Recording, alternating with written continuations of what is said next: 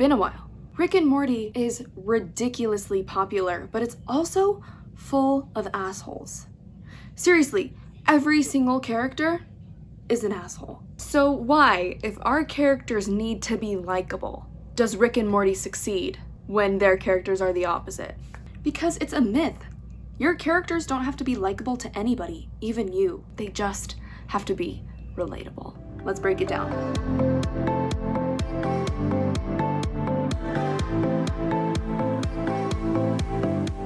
We have all heard the whole make your characters likable thing, right?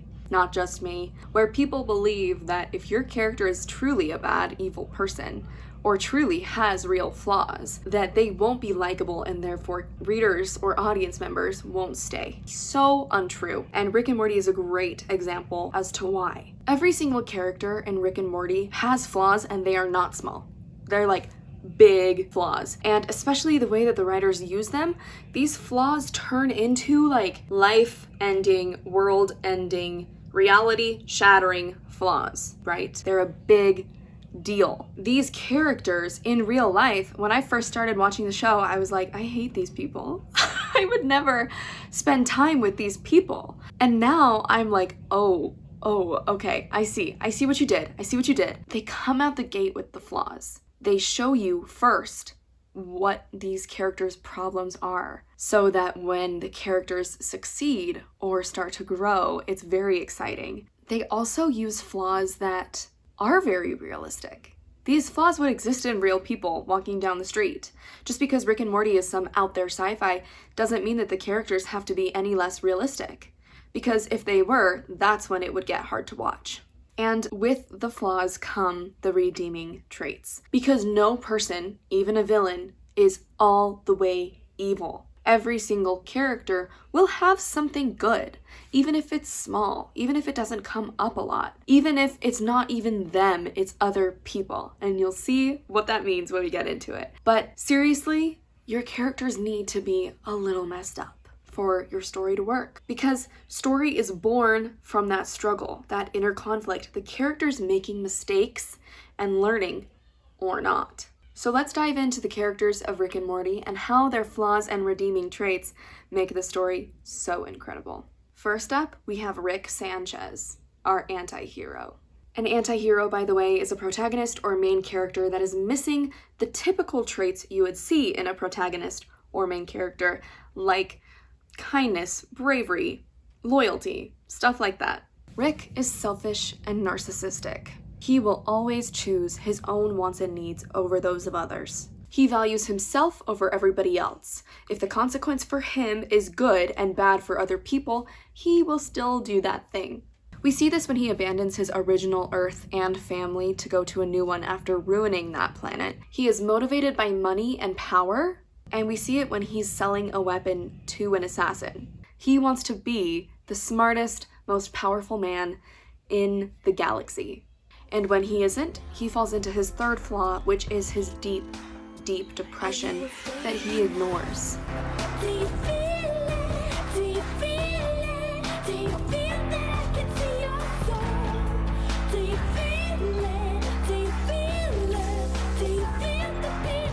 Rick not only ignores his own well-being, but he ignores the well-being of the people around him, even going so far as to ruin family therapy for the rest of his family who are trying to repair their lives. However, Rick is redeemed by his high intelligence and consequential dependability.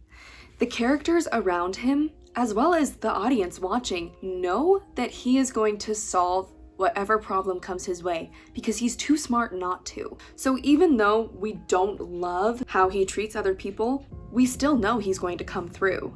We still depend on him. Not only that, but Rick is also redeemed by his moments of vulnerability and caring about others. Rick is an extremely closed-off person. He keeps his emotions close to the vest.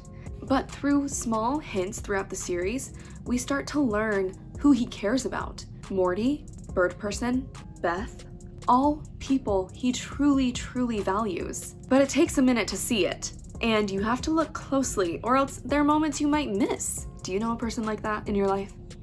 I mean, you probably do, because it's realistic. Rick is a selfish narcissist, but he still cares about the people in his life. Third, Rick's redeemed by the fact that he recognizes his flaws sometimes. And he doesn't really do anything about them, but it tells us that he knows what they are, which somehow makes it a little bit better. Because we all have flaws that maybe we dig our heels in a little bit and say, actually, this isn't really a flaw. Actually, I'm gonna keep this thing, right? And sometimes we get emotionally attached to our own issues. So at least Rick recognizes that they're there. It plays into how smart he is. He's not gonna just not look at it. He knows that they're there, but he doesn't see a point in fixing them because he's already the most powerful person in the galaxy, right? That redeems him a little bit. It sounds bad, but it's redeemable. Lastly, Rick is redeemed by other characters loving and needing him. As I said earlier, he's highly intelligent and super dependable. He will solve the problems. So even the characters that really hate him still need him. And because we care about the other characters, it kind of makes us care a little bit about Rick. It's not really a redeeming quality for Rick, right? He's still the same, but other characters need him and we care about these people too. And so therefore, if they need Rick to be okay and we want them to be okay, we also, as an audience, need Rick. Next, Morty Smith.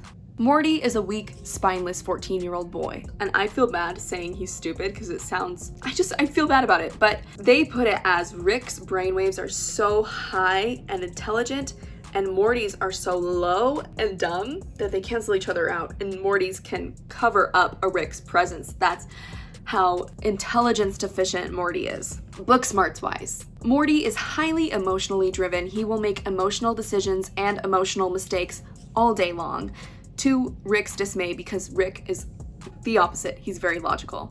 In the episode when Rick sells a weapon to an assassin, Morty tries to stop him and ends up saving the target, which results in the possibility of the extinction of humanity. And when Morty finds crystals that show him how he'll die, he uses them to determine his every action so that he can die with his crush, Jessica.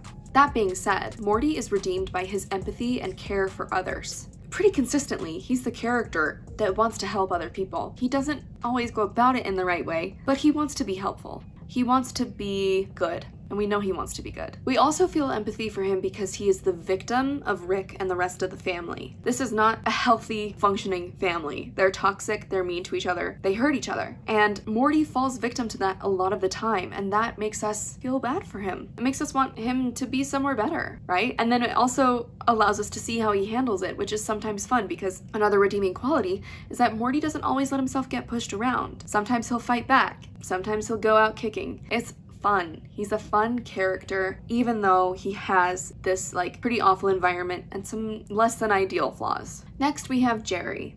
I'm talking about Jerry now because I don't want to talk about Jerry last. Jerry Smith's flaws are that he is weak. He is weak, he's insecure, he doesn't have control over his life, and therefore he manipulates other people by victimizing himself. And he doesn't really see a problem with that or even know that he's doing it until Rick brings it up. And then he's redeemed by the fact that he tries to change it a little bit. He tries to get better. Jerry's also redeemed by how much he truly loves and cares about his family. You see it time and time again that he truly is invested and does care. And when he's approached with kindness, Jerry is also extremely kind. He's a little volatile and, seems small in situations with the family. But when he's approached with kindness, you see this other side of him. Jerry really cares about being successful, so he puts a lot of effort into things. That includes his marriage, it includes his job, and similar to Morty, Jerry is also victimized by this family and is told that he can't do as much as he truly can. And so we see him being held back by these beliefs that are really not true. The last redeeming quality for Jerry is that he doesn't know how to handle Rick. He doesn't know what to do.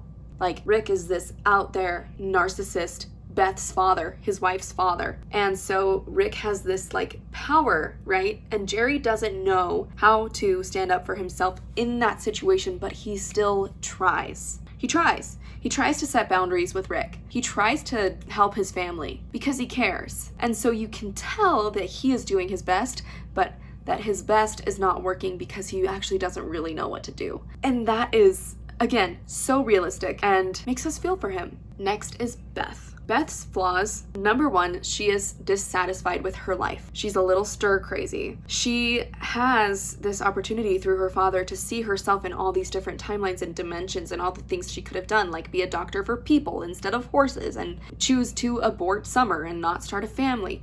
She is not happy with the way her life has panned out. Beth is also desperate for validation. Rick left her for years and years, and so she got that validation from Jerry, and now that Rick is back, she wants it from him. And when Rick leaves, she wants it from Jerry. When Jerry leaves, she wants it from Rick. She needs validation. Another flaw is that Beth is incredibly smart, which leads to her dissatisfaction with life, leads to her not being able to live in the moment and not being able to see what she has, not being able to expand or do greater things. She's just stuck because she tries to intellectualize everything instead of feeling it. That being said, she is fearless. She is fearless. Beth will attack anything that comes her way. She's fearless. She cares for others in her own way. It's not always the most conventional or helpful, but you can tell that she wants to help, just like Jerry and Morty. All three of them truly care and have their own ways of going about caring that are a little up sometimes. And lastly, Beth is redeemed by something that could be considered a flaw, which is her trust. She trusts over and over and over, even when she and we watching know that she shouldn't. Over and over, she trusts Rick to stay, not to leave her, to care about her family. And we know that Rick isn't trustworthy. We know he's a narcissist. He's selfish. He's gonna prioritize himself over his daughter. But she wants so badly for him to care that she ignores all of that. And what is more human than ignoring the flaws of those around you because you want them in your life? Like almost nothing.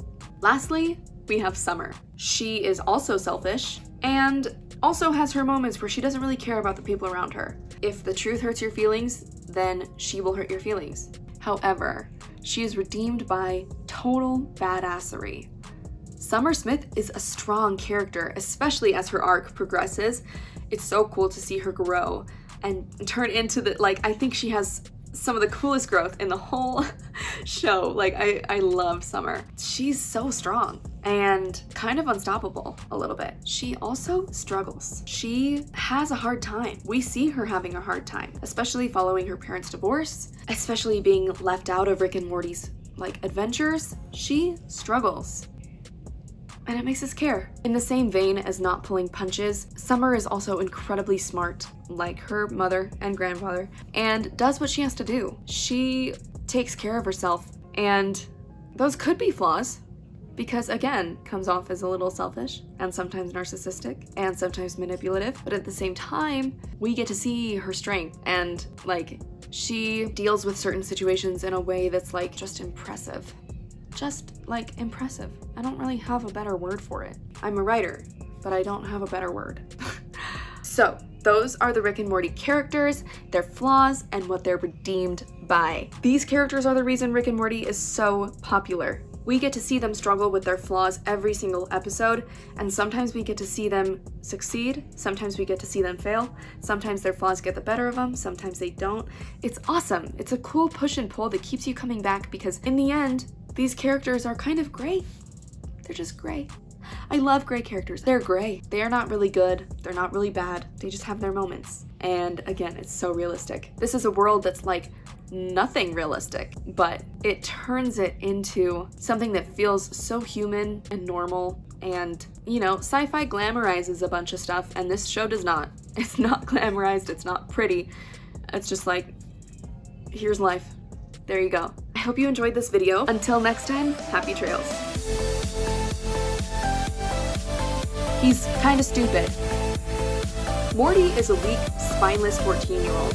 He's stupid, he misses.